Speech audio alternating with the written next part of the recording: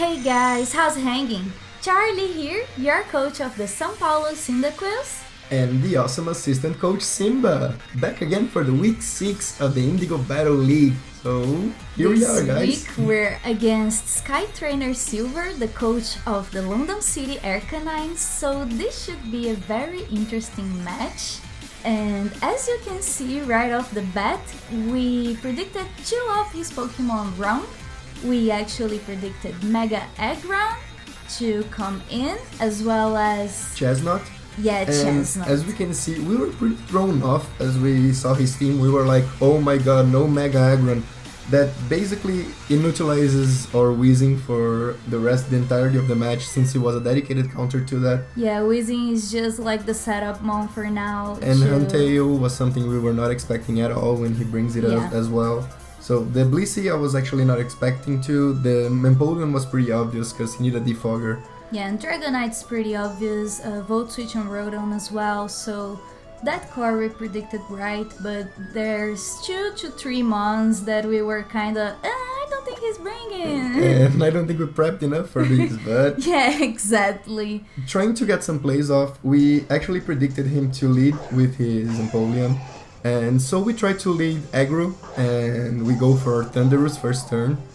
And we predict correctly, he goes for Pingu. And he predicts our Thunderbolt. He goes in straight into his Rodon, which will with that pretty well and shows us the leftovers, which is kind of standard for a Rodon. Yeah, our idea here was not letting get his Stealth Rocks up. That's the main reason why we went into Moonlight turn 1.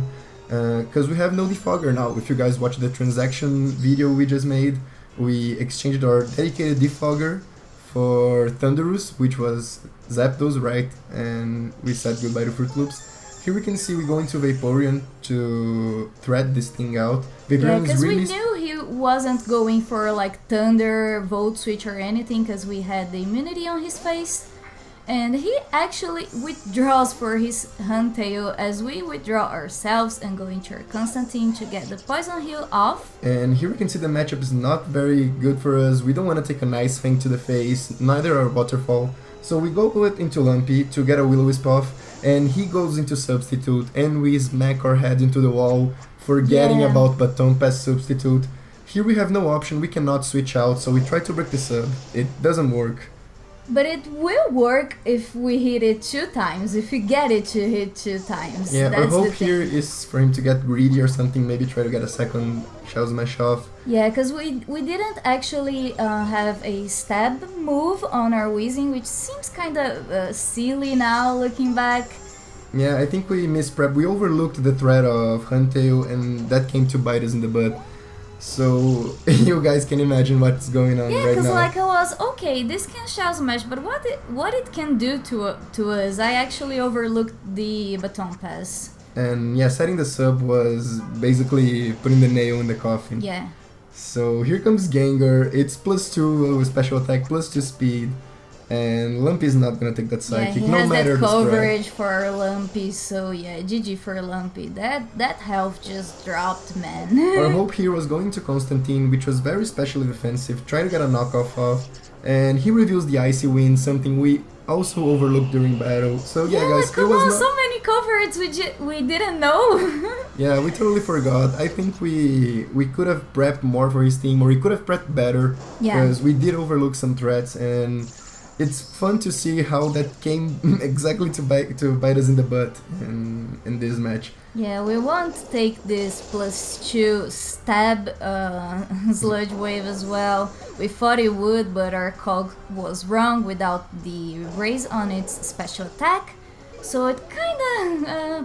Here we skillfully dodge this Icy Wind, go for the Dragon Claw, hope for the kill, but it doesn't quite get there.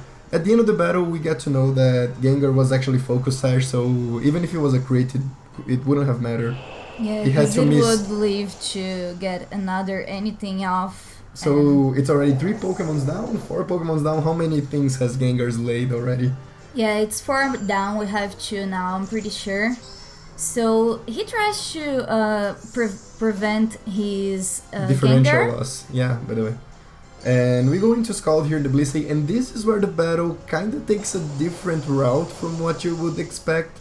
Yeah, because if you guys didn't know, in the IBL, we have a rule that restricts us to not having double items, like double lefties, double anything, so people can like get more creative sets. And also if you see a item, you can see that it's not being used, so it's good for you prepping as well. And here actually he shows that he is double lefties. I don't know if he overlooked that rule, if he forgot maybe to like double check his mons to make sure it was alright for battle. And that actually qualifies a DQ. Like, that's really really trashy, because he got that match all of his on his hands. He played it really really well, but Yeah. Unfortunately it is a rule breaking thing, so in the end it was a DQ with a 3-0 for us. Yeah, but as you guys can see, these leftovers didn't make any difference in the battle. It's a matter of rulings. It still counts as a loss on our book, even though we actually got this win by a 3-0. Yeah, for me it's still like if you watch the game, it's completely a loss. It's just a matter of him having any other item. It wouldn't have mattered. But then again, that's the rules, so we're just following through. And I do want to express that we are not happy about this victory in any sort of shape or matter, because we know we got swept, we know we lose, we know we lost fair and square, and actually we did just have to team prep better. We have to team prep with more attention, because we actually thought about bringing Roar and Vaporeon, thing that we did not. Yeah, on the team building, you guys can hear me saying very clearly that we thought, okay, do we have Roar or do we have Protect? I'm pretty sure. And then we went for the Protect, which we didn't even get to use actually. As soon as we saw Huntail, if we had the Roar, we could have gone into Vaporeon, we could have stopped the setting up in the substitute, so maybe this battle could have gone a different way. I thought we had a strong team, we had some counters, but... I mean, we had, but we overlooked a very, very possible trap, and actually kind of a broken gimmick of the game. Yeah. And here we're just clicking Scald, we're kinda accepting our defeat at this point, and we're talking to Silver at this moment like, you did show leftovers in your Rotom. I do think that you cannot use double items. We did check that with the coaches in the IBL later on. Yeah, and just after the battle actually that we did get the response from him.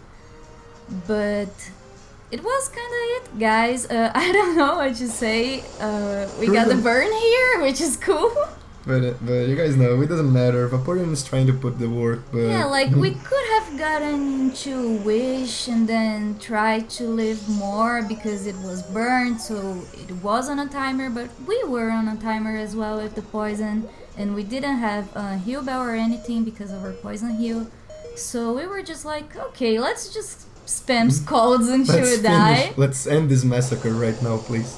Yeah, and the Seismic Toss, which will deal 55 now that it's burned, will snag up the KO, and it is a win, but it is not.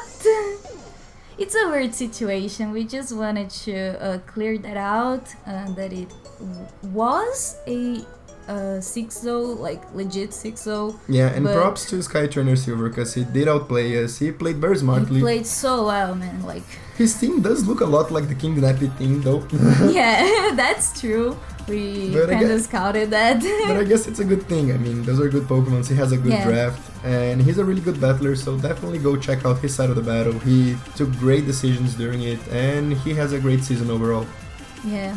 So, with that said, guys, we'll see you guys on our Week 7 match against the Chester Cyndaquils, coached by Joas. So, see you guys there. And we'll see you there. Bye!